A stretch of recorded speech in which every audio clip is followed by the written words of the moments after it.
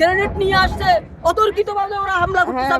আমরা সুন্দর একটা ভিতরে ওরা অতর্কিতভাবে হামলা শুরু আমরা তো করছে। জাস্ট হাইটা বিকরাছিলাম ওনাদের বের করে। আমাদের প্রথমে আমরা শান্তিপূর্ণভাবে মিছিল করতেছিলাম, হ্যাঁ তখন সাউন্ড গ্রেড ছাড়ছিল, পরে 6-7 জন আহত হয়েছিল। তারপর থেকে আমরা তারপরে কিছু হয় না, আমাদের কর্মীদের এখানে আটকানো হয়েছে। আমরা বারেবার আমরা বলা হয়েছে ওখান থেকে যারা যারা আছে হাদিবের ভাই তারপরে আমাদের বোনেরা ওদের বের করে দেন, কিন্তু ওনারা শুনেন আমাদের কথা। সেই সব দুপুর থেকে বলা হয়ে গেছে, না শোনার ক্ষেত্রে আমরা ভিতরে ঢোকার জন্য চেষ্টা করছিলাম। টানা তৃতীয়বার অর্জন করেছে দেশের সেরা সুপার ব্র্যান্ড স্বীকৃতি বসুন্ধরা টিস্যু।